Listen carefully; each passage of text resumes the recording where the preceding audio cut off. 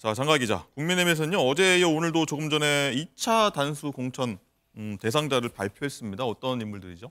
우선 경기 일부 그리고 인천, 전북 후보들에 대해서 25명이 단수 공천이 됐는데요. 원희룡 장관과 더불어서 경기도도 굉장히 관심이 많았죠. 이수정 범죄심리학 교수가 수원정, 그리고 박문규 전 산업통상자원부 장관이 수원병에 단수 공천이 됐습니다. 예. 자, 그리고 대통령실 출신 어제까지 없었는데요. 오늘 있습니다. 정무비서관 출신 전희경 전 의원이 경기 의정부 갑에 단수 공천이 됐습니다. 자, 그런데 성남 분당 을 면접을 본 김은혜 전 대통령실 홍보수석은 단수 추천 명단에 포함되지 않았습니다. 예. 그렇습니다. 그리고 안철수 의원 같은 경우에는 성남 분당 갑에 단수 공천이 됐고요. 자, 이제 관건은 내일과 모레 마지막 이틀간 진행이 되는 이 TK 지역 그리고 PK 지역인데요. 영남권은 3선 이상 중진들이 몰려있는 여당의 텃밭이기 때문에 이 지역판을 얼마나 흔들어 놓을지가 관심입니다. 알겠습니다. 자, 양재인 변호사님, 민주당도 조금 전에 3차 공천 심사 결과를 발표했습니다. 맞습니다. 단수 공천 지역 그리고 이제 경선 결정 지역에 대해서 발표를 했는데요. 단수 공천의 경우에는 총 10곳이 선정이 됐습니다. 현역 의원 중에는요. 홍익표 원내대표 서울 서초구 을, 그리고 고민정 최고위원 서울 광진구 을, 또 최인호 의원 부산 4구 갑을 비롯해서 7명의 의원들이 단수 공천을 받았고요. 예. 그리고 경선 지역은 총 14곳으로 정해졌습니다. 서울 양천구 갑을 예로 들어드리면요. 황희 의원과 또 이나영 전 경기도 규제개혁위원회 운영위원이 서로 맞붙게 됐고요. 관악구 갑에서는 유기용 의원 그리고 박민규 전 부의장이 2인 경선을 치르게 됐습니다. 네. 막 쏟아지고 있어갖고 어떻게 매치업이 되는지 저희도 좀 헷갈리는데 일단은 좀 보겠습니다. 이 대진표가 확정된 지역구가 어제 오늘 보면은 서울 광진을이 좀 주목됩니다. 실장님, 네. 오신환 대 고민정 대 오신환 대결 구도인데 네. 어떻게 보십니까? 여당의 서울시장 관련 인물과 고민정 의원 간의 어떤 재대결 구도입니다. 저는 듣자마자 일단 이 생각이 들었어요. 예. 고민정 의원을 살려줬다. 그러니까 지금 친문과 친명의 가장 핵심적인 그런 이 충돌이 윤건영 의원이나 임종석 실장이나 또 고민정 의원 등 이렇게 청와대의 옛날 문재인 청와대에 있던 사람들과 설전이 벌어지는 형국이었거든요. 그런데 어쨌든 고민정 의원을 단수 추천을 함으로써 일단 친문 그룹과 친명 그룹의 어떤 충돌을 지금 희석시키는 어떤 부분이 분명히 있고요. 이건 사실상 또 다른 걸 또 봐야 되겠지만 상당히 어려운 부분들을 지금 뒤로 좀 미루긴 하고 있다고 생각이 들지만 그럼에도 불구하고 지금 민주당의 첫 번째 공천 명단 발표, 3차죠. 3차 공천 명단까지는 큰 무리는 없어 보입니다. 양재 변호사님, 일단은 대진표가 속속 등장하면서요. 관전 포인트가 될 만한 지역구 눈에 띕니다. 빅매치, 특히 한강벨트 쪽을 유심히 봐야 되는데 서울 동작을에서는 판사들의 대결 가능성이 좀 높아지고 있어요? 맞습니다. 5선에 도전하는 나경원 전 의원이 후보로 확정된 서울 동작을 같은 경우에는요. 판사 대전이 벌어질 가능성이 큰데요.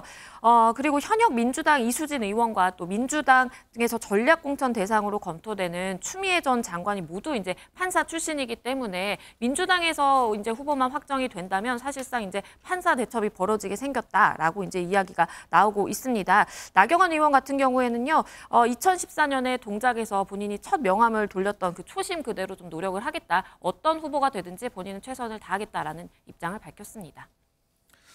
이종훈 실장님, 일단 나 전 의원 같은 경우는요, 어제 어떤 질문을 했더니 누가 와도 괜찮다, 강한 자신감 보이던데 이쪽이 재밌어질 것 같습니다. 네, 그렇습니다. 일단 나경원 의원 지난번에는 고배를 마셨는데 그동안 4년 동안 굉장히 지역구 활동을 열심히 했던 것 같아요. 그 자신감은 지역에서의 현장에서 느끼는 그런 열기라든지 이런 것을 통해서 자신감을 지금 갖고 있는 것 같고 문제는 상대입니다. 상대가 아직 확정되지 아니한 상황입니다.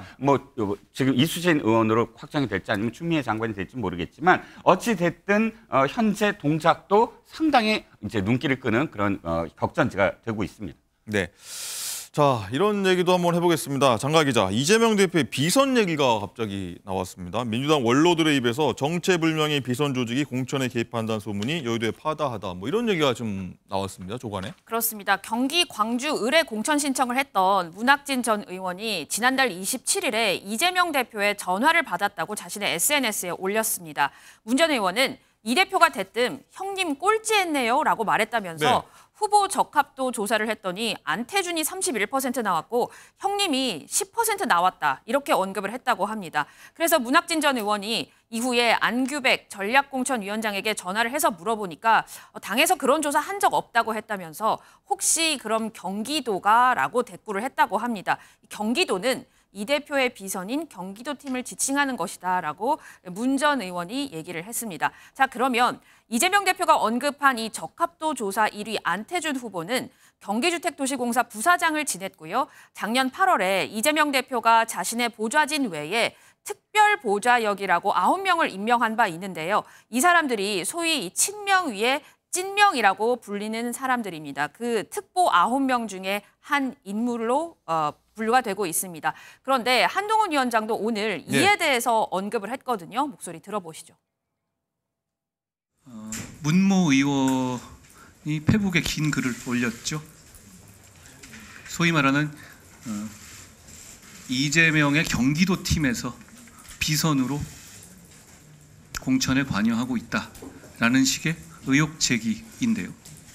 그리고 오늘 정대철 고문님을 비롯한 과거 정통민주당에 계셨던 분들도 그런 식의 경기도 팀 운운하는 공천의 문제점에 대해서 문제를 제기하신 것으로 제가 봤습니다. 대장동 비리가 이런 식으로 일어났겠구나 생각했습니다. 이런 식으로 정식 라인 무시하고 비선 동원하면서 막무가내로 밀어붙이고 사적 이익을 취했구나라는 생각을 했습니다. 지금 저는 이재명 대표가 하고 있는 민주당의 공천을 대장동식 공천이라고 생각합니다. 네, 박지원 본부장님, 갑자기 비선 얘기입니다. 비선 얘기 갑자기 왜 나왔다고 보십니까?